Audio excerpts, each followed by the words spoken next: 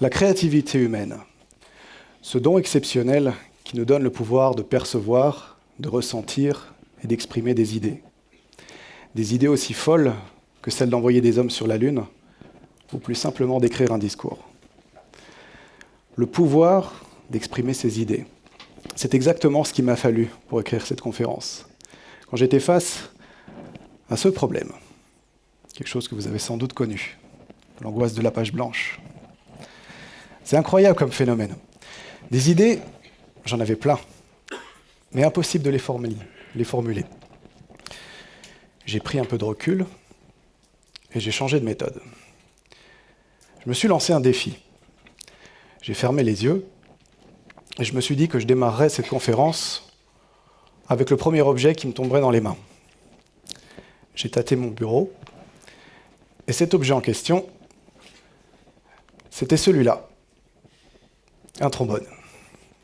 Alors la première chose qui m'est venue à l'esprit, c'est « ouais, bah t'es mal barré ».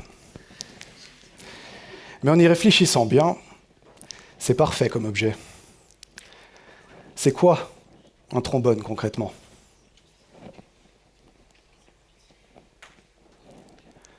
Ce n'est qu'un fil de fer qu'on a replié 3 fois sur lui-même. C'est génial comme idée. Partir de rien et d'inventer un objet comme ça, pratique, ludique et économique. Est-ce qu'on pourrait dire autant de nous ? Sommes-nous créatifs ? On va faire un petit jeu. Je vais vous donner 30 secondes pour imaginer 5 utilisations que vous pourriez faire avec un trombone. C'est clair pour tout le monde ? C'est parti. Pour imaginer ça, il va falloir sortir un peu de votre zone de confort. Pensez quelque chose d'un peu plus informel, quelque chose de moins habituel.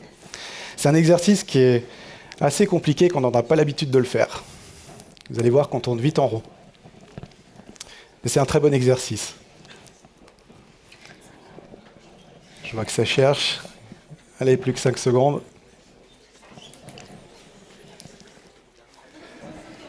Alors, qui d'entre vous a trouvé 5 utilisations ? Levez la main. C'est très très peu. Je crois que je vois quelques mains levées. Vous êtes 190 dans cette salle. C'est peu. Pourtant, des utilisations, il y en a plein. Je me suis porté au jeu. Voici quelques utilisations que j'ai trouvées. Vous voyez qu'on peut faire plein de choses. Vous venez de passer un test de créativité qu'on appelle le test de Jackson. En moyenne, les adultes sont capables de trouver une quinzaine d'utilisations à un objet simple. Ils ont plus que 30 secondes, rassurez-vous. Et ce test vous considère comme des génies si vous êtes capable de trouver des centaines d'idées. Alors dit comme ça peut paraître compliqué, mais pourtant, il y a des personnes à qui ça ne pose pas de problème, c'est les enfants. Et oui, des enfants, c'est magique, ça n'a pas de filtre, ça n'a pas peur d'avoir tort. Ça vous trouve toujours des solutions.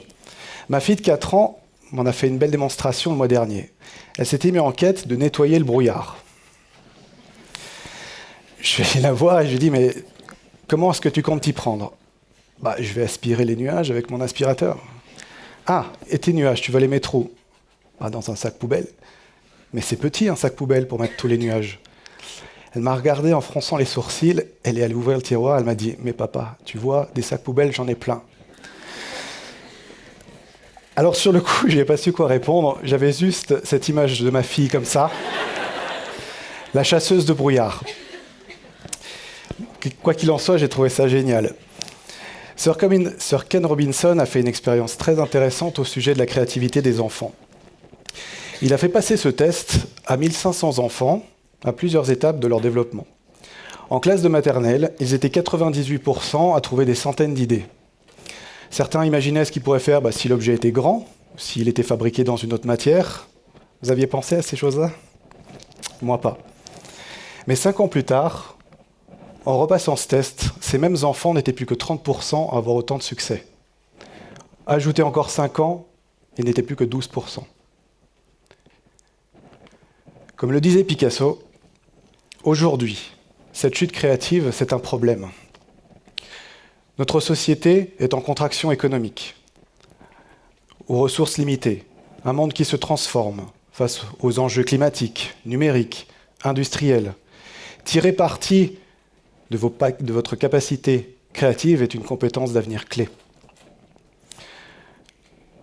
On peut se poser la question, mais qu'est-ce qui participe à cette chute créative? Est-ce que c'est la maturité, l'expérience, les responsabilités? C'est beaucoup plus simple que ça. Nous ne faisons rien pour entretenir ce don.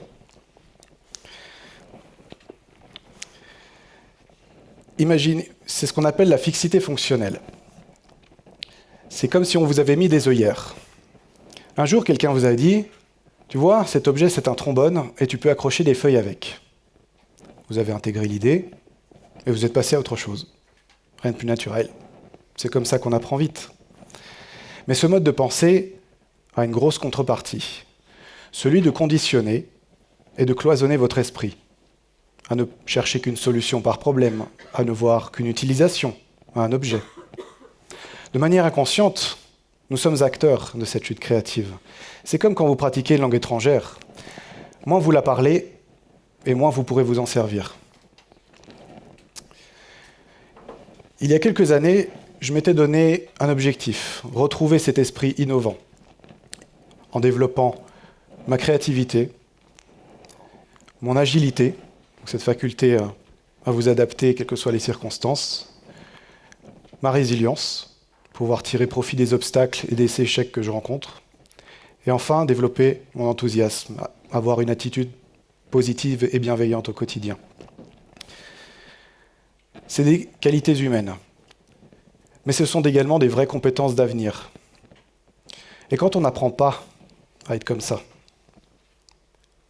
il faut changer d'état d'esprit. Cet état d'esprit, je l'ai trouvé en m'intéressant au design, un monde qui m'était complètement inconnu. Pour moi, le design, c'était ça, quelque chose de beau, d'élégant, de classe, d'épuré.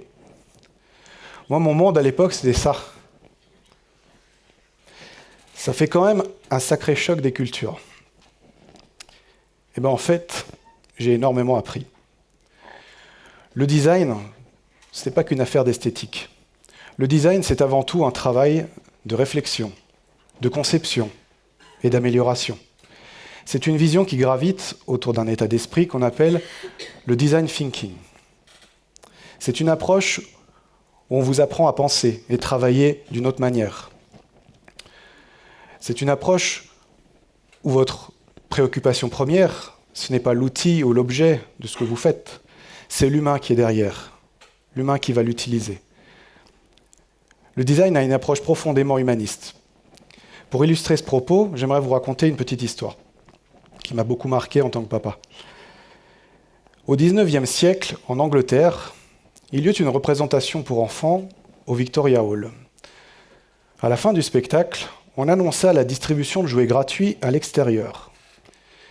Essayez d'imaginer un peu l'hystérie que ça a provoqué auprès des enfants dans l'assistance âgés entre 3 et 14 ans. C'est une marée humaine qui s'est ruée sur les portes de sortie pour aller récupérer leurs jouets. Le problème, c'est qu'à cette époque, les portes s'ouvraient vers l'intérieur. Les enfants se sont écrasés les uns derrière les autres, ce qui a eu pour conséquence 183 enfants décédés. Et c'est grâce à un travail de design qu'aujourd'hui, toutes les portes dans les espaces publics s'ouvrent vers l'extérieur et que la plupart du temps, elles sont équipées de grandes barres latérales qu'il faut pousser. Voilà ce qu'est le travail du design. Penser au facteur humain. Nous pourrions tous penser au design thinking au quotidien pour nous améliorer. On a toujours besoin de trouver des solutions, améliorer un processus d'entreprise, d'avoir des nouvelles idées. On a déjà tant à faire. Pourquoi faire simple quand on peut faire compliqué? Vous avez certainement entendu cette phrase, mais elle est vraie. On n'imagine pas à quel point nous sommes champions dans l'art de compliquer les choses. Ça fait plus expert, ça montre qu'on a bien travaillé. Mais le vrai rôle d'un expert, c'est justement d'avoir cette compréhension de ce qui est complexe. Et c'est lui qui doit simplifier pour que ça soit accessible pour les autres. Personne ne le fera si vous ne le faites pas en tant qu'expert. Je garde aujourd'hui 3 enseignements du design thinking que j'aimerais partager avec vous. qui m'ont profondément changé et qui m'ont amené à ces 4 qualités que je cherchais. Le premier, c'est savoir développer son sens de l'empathie.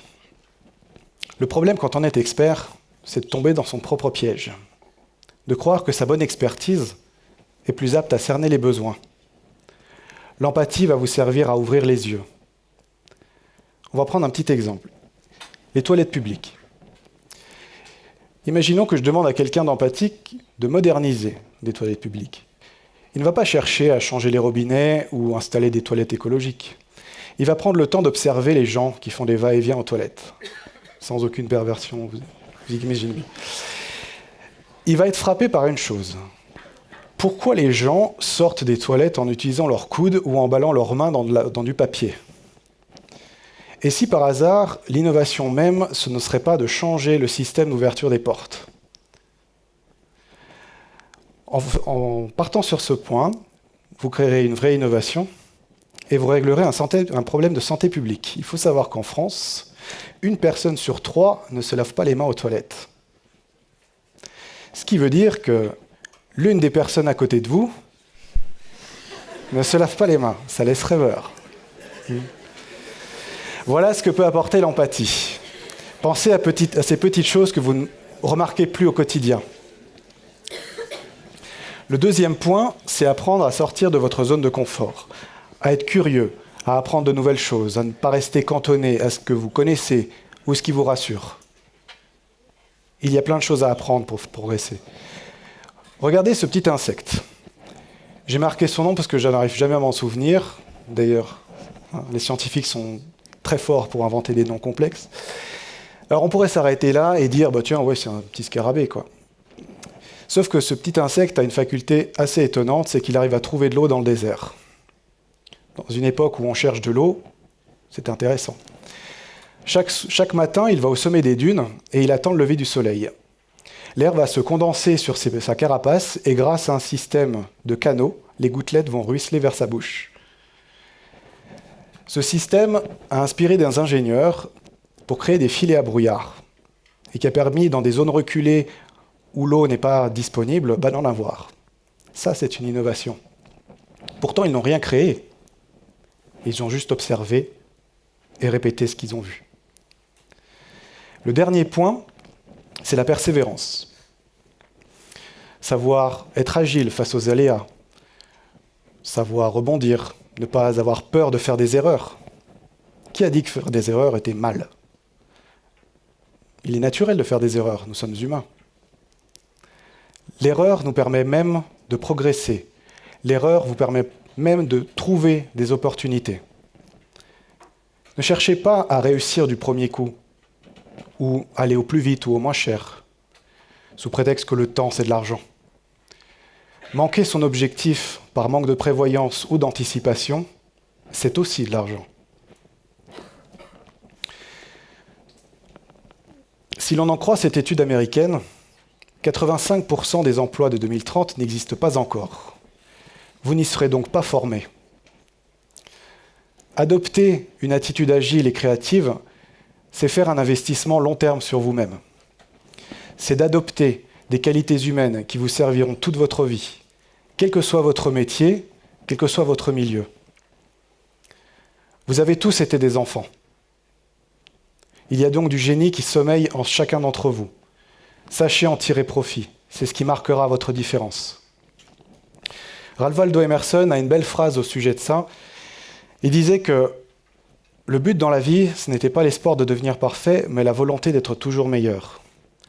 Ce qui m'amène à vous poser cette dernière question. Et si vous aussi, vous deveniez les designers de votre vie ? Merci.